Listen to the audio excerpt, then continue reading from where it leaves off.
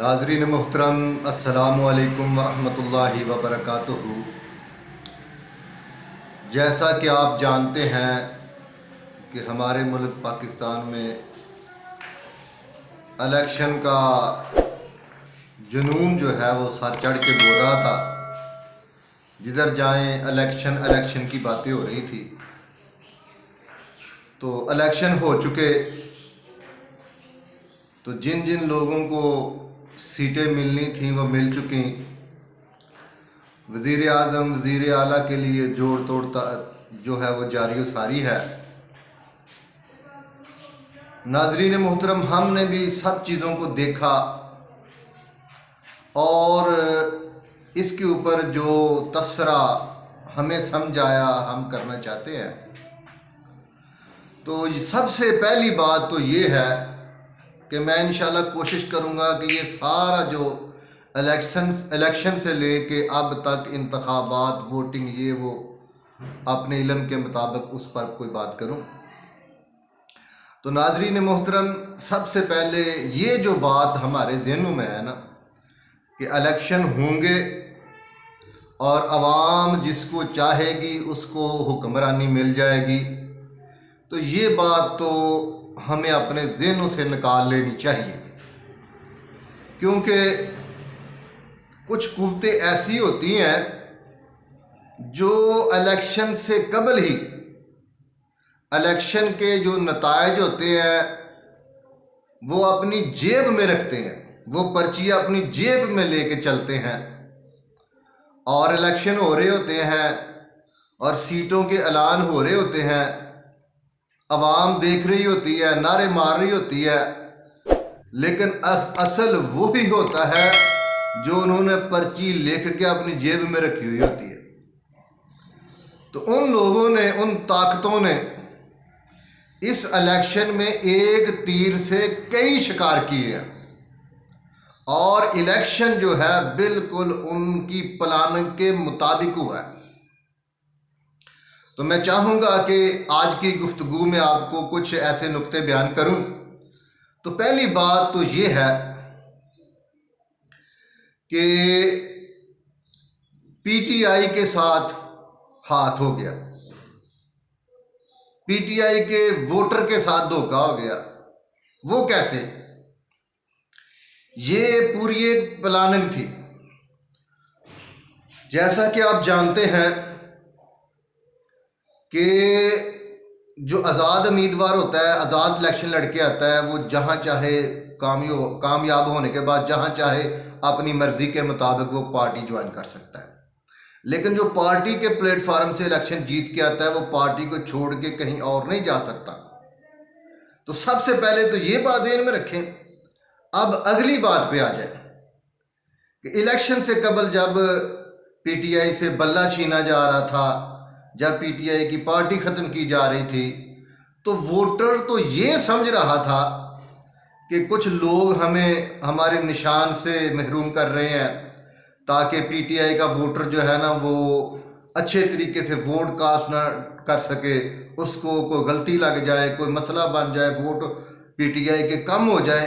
PTI का voter यही समझता रहा। लेकिन मेरे भाई असल बात ये नहीं है। पीटीआई से बल्ला छीनना, पीटीआई से पार्टी छीनना और आज़ाद इलेक्शन करवाना, ये वोट को तकसीम करने के लिए नहीं था। ये पीटीआई के वोट को अपनी मुट्ठी में करने के लिए था। और जो उन्होंने की, मेरी समझ के मुताबिक कि जो कैंडिडेट पीटीआई की सपोर्ट से इलेक्शन लड़ रहे थे, उनमें से 30 से 32 कैंडिडेट ऐसे थे वो पीटीआई की सपोर्ट से इलेक्शन लड़ रहे थे। पीटीआई की क़यादत की उनको इजाज़त थी, पीटीआई की क़यादत की हमदर्दियां साथ थीं, पीटीआई का वोटर उसके साथ था। बड़ा धड़ल्ले से वो उसकी कैंपेन कर रहे थे, बड़े धड़ल्ले से वो उनको वोट डाल रहे थे। लेकिन असल में वो वोट जिनके खिलाफ डाल रहे थे वो वोट उन्हीं के हक में जा रहे थे,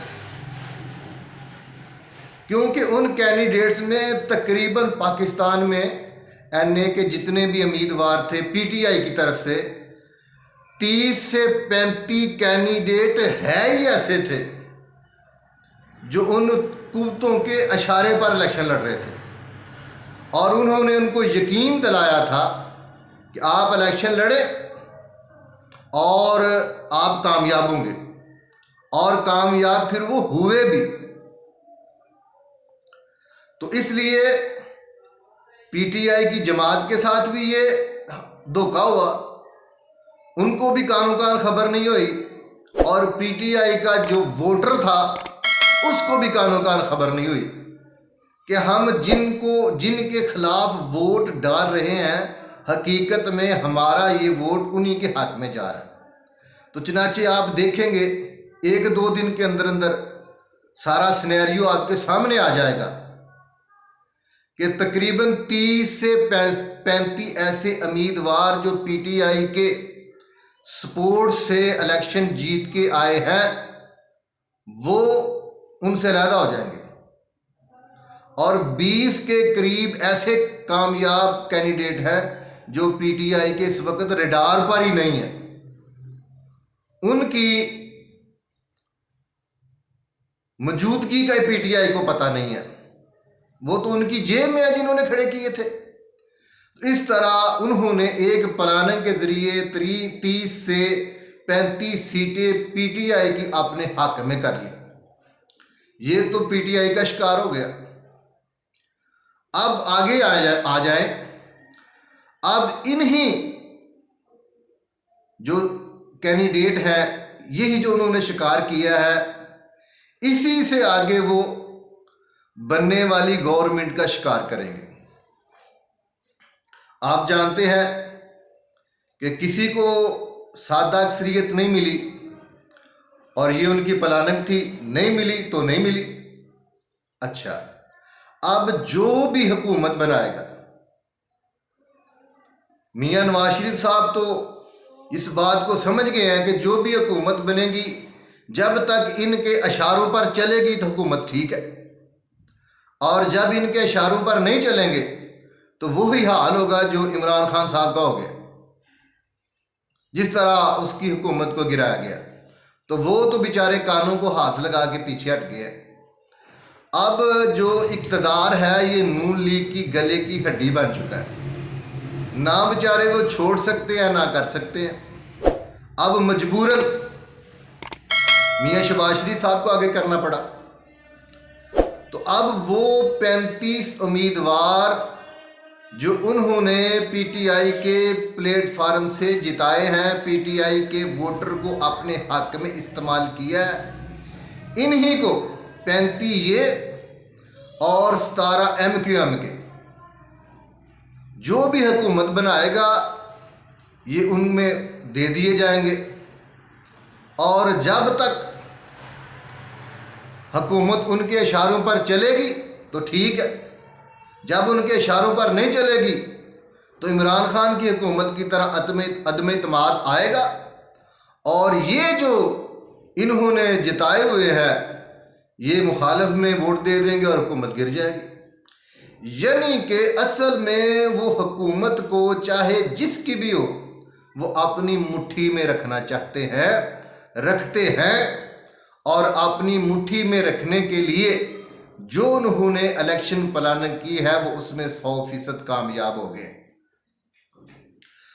तो अब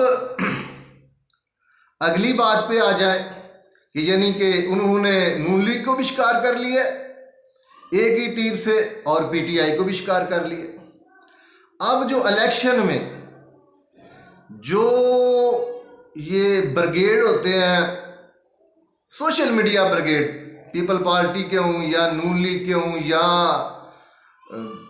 पीटीआई के हों, यार जो जो झूठ इन्होंने बोला है ना, खुदा की कसम समझ नहीं आती कि इस तरह झूठ इतने धड़ल्ले के साथ सभी बोलते हैं।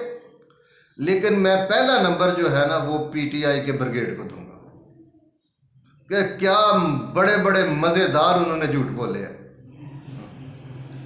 तो खबर ब्रेक की गई कि खान साहब को एक हाजिर सर्विस फौज का बहुत बड़ा जो अफसर है वो मिलने गया। हम हैरान हुए, आगे पीछे देखा, सुना, किसी मेहरबान से पूछा, नेट को भगाया तो पता ये चला कि जिस अफसर का वो नाम ले रहे हैं वो इंतखाबात के दिनों में पाकिस्तान में मौजूद ही नहीं थे, वो बरूनी दौरे पर थे। और ये ऐसी ब्रेकिंग न्यूज़ चलाई है कि मैं कहता हूँ कि धुआं निकाल दिया कानों से। और फिर इतने धड़ल्ले के साथ ज़मीन फट गई, आसमान हिल गया, फला। यार को खुदा का खौफ करो यार, हम पाकिस्तानी हैं, हमें अपने मुल्क की सोचनी चाहिए, हमें अपने रियासत की सोचनी चाहिए। रियासत है तो खान साहब हैं, रियासत है तो हम हैं। और वो हमारे बड़े ही मोतबर और बहुत बड़े एंकर इमरान रियाज साहब, अभी तक उनको समझ नहीं आई। वो भी लाग कर रहे हैं जी, अवाम जाएगी अडयाला जेल, वहाँ से खान को निकालेगी, बनी गाला ले जाएगी, वहाँ से खान वजीर आज़म बन के पार्लियामेंट में आ जाएगा। यार यही वो गुफ्तगू है, ऐसी वो तकरीरें हैं, ऐसी ही बातें हैं कि जिन्होंने कौम को इश्तियाल दिवाया और कौम नौ में ही कर बैठी और अपने ही गड्ढे में ये खुद गिर गए। तो मैं कहता हूं मुस्बत रिपोर्टिंग कीजिए, मुस्बत बातें कीजिए, सच्ची बातें कीजिए। और अब मौलाना साहब फजलुर रहमान साहब, वो तो सदारत के चक्कर में थे, उनको सदारत के ख्वाब दिखाए गए थे। वो सदारत क्या करनी है, बेचारे से वजारत भी छीन ली गई, उनको ये गुस्सा है। और वो पीटीआई के सपोर्टर, मैं अभी रात ही उनकी पोस्टें देख रहा था। यार कुछ बात है, जो उनको डीजल पता नहीं क्या क्या कुछ कहते थे, वो जनाब अली अब उनकी तारीफों के पुल बांध रहे हैं। यार कुछ ना कुछ तो ख्याल कीजिए। और वो पीटीआई जो कहती थी कि अमेरिका ने हमारे साथ गद्दारी की है, अमेरिका ने हमारी हुकूमत गिराई है, अमेरिका के हम गुलाम नहीं हैं, अमेरिका ये अमेरिका वो, एंटी अमेरिका उन्होंने वोट हासिल की है। अब हालत ये है, आप बैरिस्टर गोहिर साहब को देख ले, असद कैसर को देख ले, उनके बयानात सुन ले जी। इंतखाबात में धांधली हुई है तो अमेरिका जो है वो मुदाखलत करे और वो इस धांधली की सख्त तहकीकात कराए और हमें इंसाफ दे। इमरान खान साहब जेल से पैगाम भेज रहे हैं कि अमेरिका मैदान में आए और पाकिस्तान में जो बेइंसाफ़ी हो रही है वो उस पर सख्त मौक़िफ़ इख्तियार करे और हमें इंसाफ दिलाए। यार क्या कर रहे हो यार तुम, जिसके खिलाफ तुम इतना महाज खड़ा कर दिया, पहाड़ खड़ा कर दिया, 1 मिनट में ही अब उनसे इंसाफ मांग रहे हो। तो पीटीआई के जो सपोर्टर हैं, जो पढ़े लिखे हैं, थोड़ा सा यार इस तरफ भी ध्यान कर लिया करें, थोड़ा सा ये भी सोचे कि हम कर आखिर क्या रहे हैं। तो बहरहाल मैं ये समझता हूँ कि पाकिस्तान में इलेक्शन शफाफ होने चाहिए और अवाम जिसको अक्सरियत दे, चाहे कोई भी हो, उसको हुकूमत का मौका मिलना चाहिए, अवाम की खिदमत का मौका मिलना चाहिए। और शुरू से जो पाकिस्तान में इलेक्शन हो रहे हैं और कुछ कुफ्तें ऐसी हैं जो इलेक्शन के नताइज इलेक्शन से पहले ही जेब में रख के चलती हैं, उनको चाहिए कि अवाम की हकीकी नुमाइंदगी करें और जो अवाम का वोट है, जो अवाम की ताकत है, उसका सही इस्तेमाल किया जाए। अस्सलामु अलैकुम वरहमतुल्लाहि वबरकातुहू।